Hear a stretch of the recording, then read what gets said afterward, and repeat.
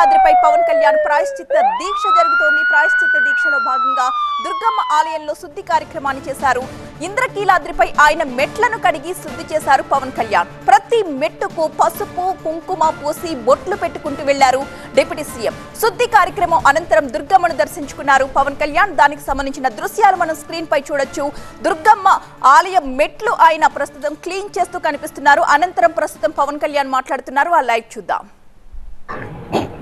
అలాగే అనేక మంది సంస్థానాలు కానీ అందరూ కూడా పోర్చుగీస్ నుంచి వచ్చినా ఎవరు వచ్చినా క్రిస్టియానిటీని తీసుకొచ్చినా కానీ అందరికీ సమానంగా ఈ దేశం తీసుకుంది. పార్సీల్ని తీసుకుంది, లోపలికి జొరాస్ట్రియన్స్ని తీసుకుంది. ఏ మతం వచ్చినా లోపలికి తీసుకుంది, ఇముడ్చుకుంది తప్ప ఇంకో మతాన్ని ఎప్పుడు ద్వేషించదు. కానీ ఈరోజు నేను మాట్లాడుతుంది ఈ ప్రాయశ్చితం దేనికి దీక్ష అనుకుని నేను ఎప్పుడు మీ అందరికీ తెలుసు. 5 సంవత్సరాల వైసీపీ పాలనలో ఇదే దేవాలయంలో కనకదుర్గ అమ్మవారి రథం తాలూకు మన సింహాలు మాయమైనవి, కొన్ని ఇబ్బందులు తప్పులు జరిగినాయి అంటే ఒక్కొక్కరు ఎలా మాట్లాడారు వైసీపీ నాయకులు. వాళ్ళెవరు ముస్లిమ్స్ కాదు, హిందూస్ కాదు, వాళ్ళెవరు ముస్లిమ్స్ కాదు, క్రిస్టియన్స్ కాదు, హిందువులే అందరూ. పొద్దున్న లేస్తే తాళ్ళు కట్టుకునేవాళ్ళు, బొట్లు పెట్టుకునేవాళ్ళే. కానీ ఒక తప్పు జరిగింది, ఒక అపవిత్రం జరిగింది అంటే పదవులు అనుభవిస్తూ ఉన్నవాళ్ళు, పొద్దున లేస్తే గుళ్ళకి వెళ్ళేవాళ్ళు, వీళ్ళు అపహాస్యం చేస్తూ ఉన్నారు, వీళ్ళు వెటకారం చేస్తూ ఉన్నారు. ఈ ఎంటైర్ ఈ విషయంలో వాళ్ళు మతం పుచ్చుకున్నారా లేదా నాకు అయినా తెలియదు. వైవి సుబ్బారెడ్డి గారు ఉన్నారు, భూమన కరుణాకర్ రెడ్డి గారు ఉన్నారు, వారి కుటుంబ సభ్యులు ఉన్నారు. ఎవరైనా సరే మీరు మతం పుచ్చుకున్నారా లేదా నాకు తెలియదు. అవన్నీ అది మీ బయటికి చెప్పుకుంటారా లేదా నాకు తెలియదు. నేను అది కూడా మాట్లాడట్లా. కానీ మీరు బాధ్యత తీసుకున్నారు. మీరు హైందవ ధర్మాన్ని కాపాడుతానని మీరు బాధ్యత తీసుకున్నప్పుడు కాపాడాల్సిన అవసరం మీ మీద ఉంది. బోర్డుని మీరు స్థాపించారు, మేము స్థాపించాల. తప్పులు జరిగినాయి. తప్పులు జరిగితే వైఎస్ జగన్ గారు ఏం చెప్పాలి? ఒకవేళ నాకు తెలియకుండా మేము ఆయన బ్లేమ్ చేయట్లా. కానీ మీ ఆధ్వర్యంలో జరిగింది, మీరు కాన్స్టిట్యూట్ చేసిన బోర్డు వల్ల జరిగిన తప్పిదాలు ఇవి. మేము కనుగొన్నాం. ల్యాబ్ టెస్టులు ఇవన్నీ మేము ఆటలాడతామా? ఇవన్నీ వీటితోటి సెంటిమెంట్స్ తోటి మాకు బాధ్యత లేదా? నేను నిజంగా కనుక చాలా బలమైన సనాతన ధర్మాన్ని పాటించేవాడిని. చిన్నప్పటి నుంచి పొద్దున్న లేచినప్పటి నుంచి రాత్రి పడుకునేదాకా మా ఇంట్లో రామనామం ఉండేది, రామ జపం ఉండేది మా ఇంట్లో. అలాంటి రామభక్తులం మేము. కానీ రామతీర్థం విగ్రహాన్ని, రాముడి విగ్రహాన్ని శిరచ్ఛేదం జరిగినప్పుడు ఒక సగటు సనాతనవాదిగా, సగటు హిందువుగా, సగటు రామభక్తుడిగా బయటకు వచ్చి చాలా గొడవలు చేయగల సత్తా ఉన్నవాడిని గుర్తుపెట్టుకోండి. ముఖ్యంగా వైసీపీ నాయకులకి, నన్ను విమర్శించే దేశ యావత్తు నన్ను విమర్శించే ప్రతి ఒక్కరికి తెలియజేస్తున్నా, గొడవ పెట్టుకోవాలంటే చాలా బలంగా గొడవ పెట్టుకోవాలి. కానీ నాది పేదవాళ్ళ కష్టాలు, క్రిమినలైజేషన్ ఆఫ్ పాలిటిక్స్, వీటి మీద మేము మాట్లాడతాం, వీటి మీద తప్పించాం. ప్రజలు బాగుండాలి, కాన్స్టిట్యూషన్ వాల్యూస్ని అప్హోల్డ్ చేయాలి, రాజ్యాంగం బాగుండాలి, వీటి కోసం తపన పడేవాళ్ళు. కానీ సెక్యులరిజం పేరు మీద, secularism is not one way, it's 2 way. Secularism అంటే కూర్చోబెట్టి ఒక్క సైడ్ నుంచి వచ్చేది కాదు, అన్ని సైడ్ నుంచి రావాలి. ఇది చాలా ఆవేదన కలిగిస్తుంది. కొన్ని దశాబ్దాలుగా చూస్తున్నారు ప్రతి హిందువు. దీంట్లో మిగతా మతాల ప్రస్తావన కంటే కూడా నేను ఎక్కువ ప్రస్తావన చేస్తుంది హిందూ ధర్మాన్ని పాటించి, వాళ్ళు వ్యక్తిగతంగా పాటించి బయటకు వచ్చేటప్పటికి మీడియా వారి కోసమో లేదంటే ఇంకొంత ఎవరైనా సాటిస్ఫై చేయడం కోసం తెలియదు. కానీ సాటి హిందువులు తోటి హిందువులను తిడతా ఉన్నారు. ఇది చాలా ఆక్షేపణీయం. దీంట్లో నేను ముస్లిమ్స్ నిందించట్లా, అది క్రిస్టియానిటీ నిందించట్లా. కానీ బాధ్యత తీసుకున్న హిందువుల్ని నేను నిందిస్తున్నాం. బాధ్యత మీది. మీరు యథాలాపంగా వచ్చి ఇది పొలిటికల్ పదవులు, విగ్రహాలు పోతే మేము ఇల్లు కట్టుకుంటాం, వాకిళ్ళు కట్టుకుంటాం, ఏం మాటలవి? ఇదే మీరు మస్జిద్లో జరిగితే మాట్లాడతారా? మస్జిద్లో ఇలాంటి అపవిత్రం ఒక చిన్నపాటి చోరీ జరిగితే ఇలాగే మాట్లాడతాం. ఎందుకంటే మీరు మాట్లాడరు, ఓట్లు కదా అక్కడ. కానీ హిందువులు మాట్లాడితే హిందువులు అందరికీ ఎవరు పట్టించుకోరు. ఇక్కడ మా వేదన ఉండదా? మౌనంగా ఉన్నామంటే బాధ లేదనా? కోపం రాదనా? ఈ రోజుకి కూర్చొని చూడండి ఏం మాట్లాడుతున్నారో వాళ్ళు. ఆయన వాళ్ళ లాయర్ అంట, ఆయన ఎవరు, ఏజీపీ అంట, పొన్నవోలు సుధాకర్ రెడ్డి గారు తిరుమల లడ్డుపై ఢిల్లీలో చేసిన కామెంట్ నా దృష్టికి తీసుకొచ్చారు. ఇలాంటి సెన్సిటివ్ సమయాల్లో ఎయిదర్ మౌనం మంచిది, మౌనం దాటి పొగరుగా మాట్లాడటం, నన్ను పచ్చి బూతులు తిట్టినా, నన్ను వక్రీకరించినా, నన్ను రోడ్డు మీదకి లాగిన నేను ఎప్పుడు మౌనంగానే ఉన్నా. కానీ వైసీపీని నాయకులు, విమర్శించే నాయకులు ప్రత్యేకంగా చెప్తున్నా, సనాతన ధర్మాన్ని జోలికి రాకండి.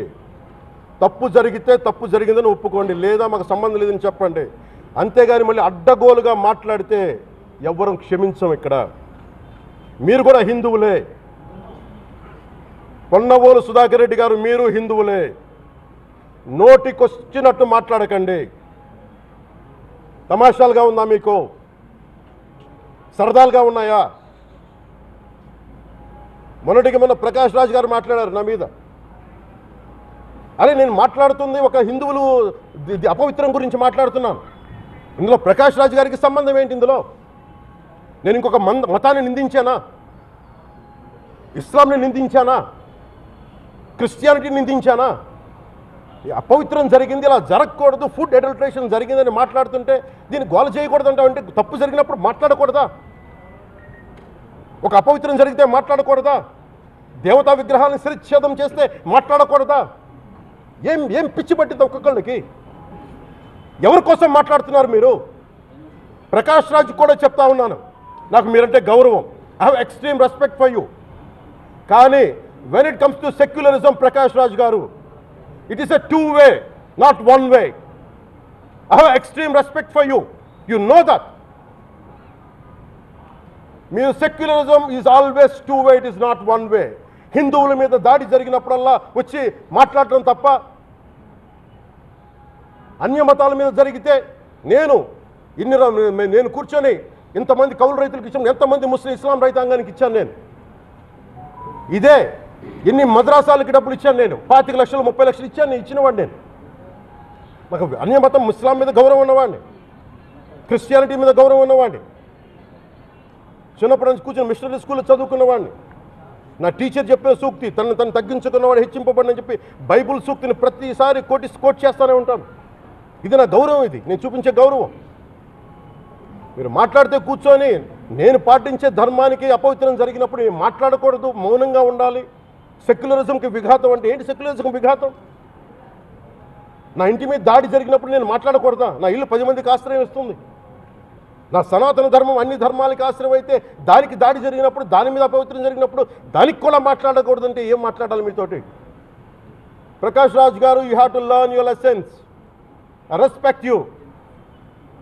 It's not just Prakash Raj Garu, all the people who thinks in the name of secularism, you're going haywire. Let me tell you guys, we are extremely hurt. Don't make a mockery out of our sentiments. We are deeply, deeply hurt. It's not fun for you, maybe it might be fun for you. It is not fun for us. It's a deep anguish, deep pain. Don't you ever forget. Before you come and think 100 times and say, talk about Sanatana Dharma. Enough of this. చాలు. ఇష్టానికి మాట్లాడుతూ ఉన్నారు సనాతన ధర్మం మీద. అయ్యప్ప స్వామి మీద మాట్లాడతారు, సరస్వతి దేవి మీద మాట్లాడతారు. అల్లా మీద మీరు మాట్లాడగలరా? మొహమ్మద్ ప్రవక్త మీద మీరు మాట్లాడగలరా? జీసస్ మీద మీరు మాట్లాడగలరా? అందరూ కూర్చొని సనాతన ధర్మం మీద, వినాయకుడి మీద జోకులు వేస్తారు, దుర్గాదేవి మీద జోక్స్ వేస్తారు, సరస్వతి దేవి మీద జోక్స్ వేస్తారు. మా మనోభావాలు గాయపడవా? మాకు బాధ ఉండదా? అందుకే నేను ప్రతిపాదించింది ఏంటంటే ప్రతి దానికి రావలేకపోతున్నాం.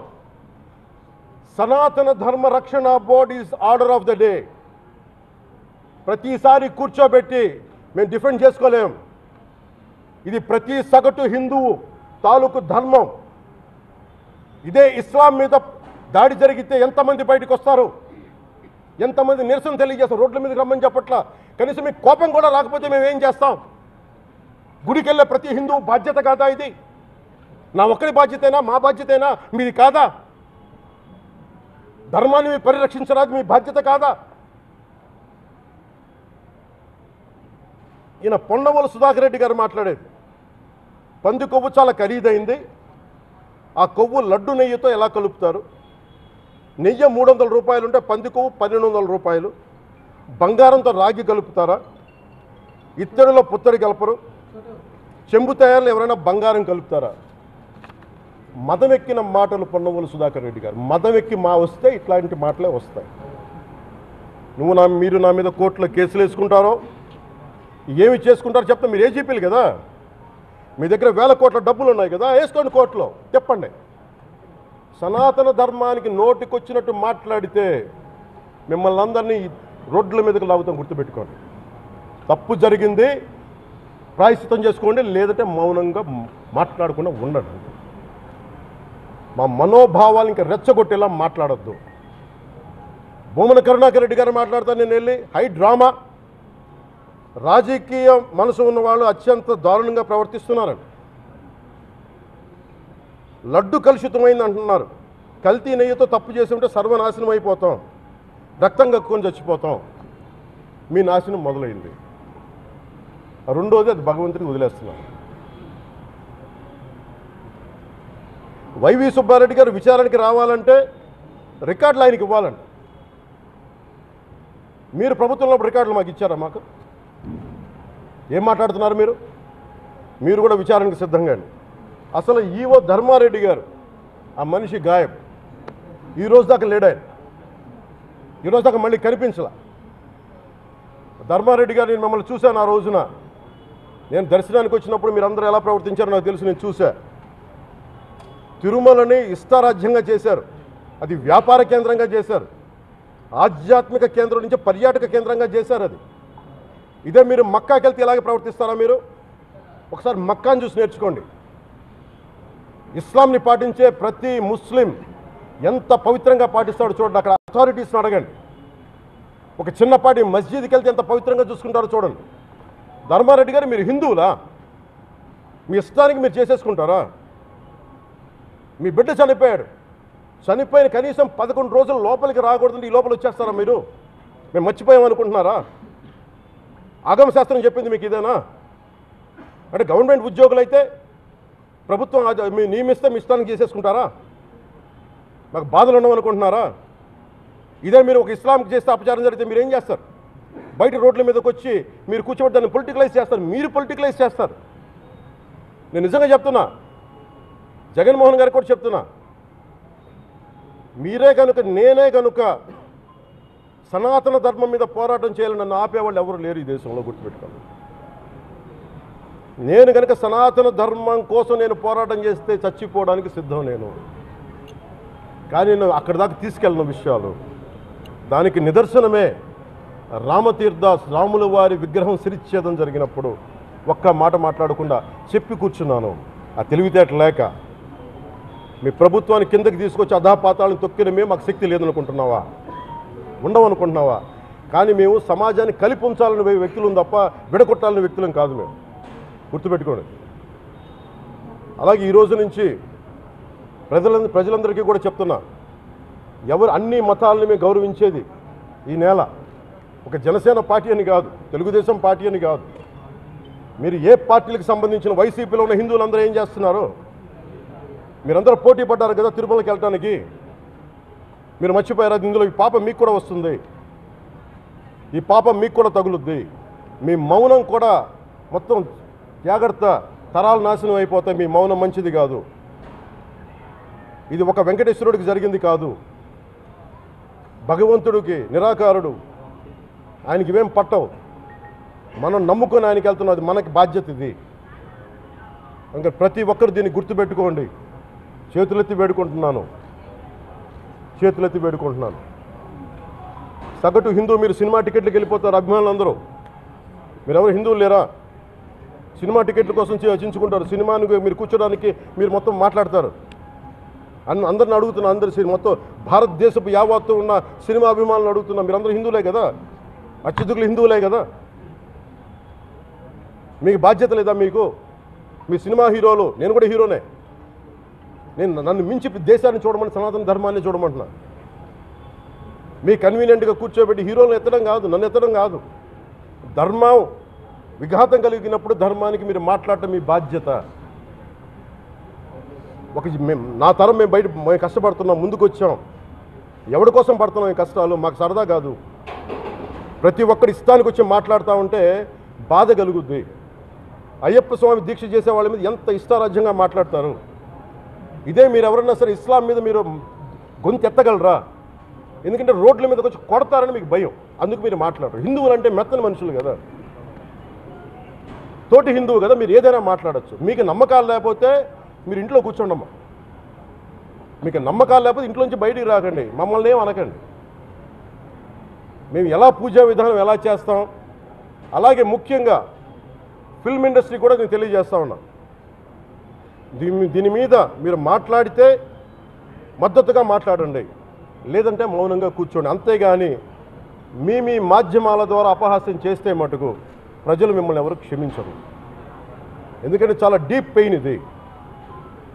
మీరు లడ్డూ మీద జోక్లు వేస్తున్నారు. నేను ఒక సినిమా ఫంక్షన్లో కూడా చూశాను, laddu is a sensitive issue అని. Don't you ever say that. Don't you ever dare to say that, please. I respect you as actors, but when it comes to Sanatana Dharma, please, you have to think 100 times before you saying a word. One comment. Thank you. Sir, భక్తులు అంటే issue వచ్చింది. Sir భక్తులు కలజరి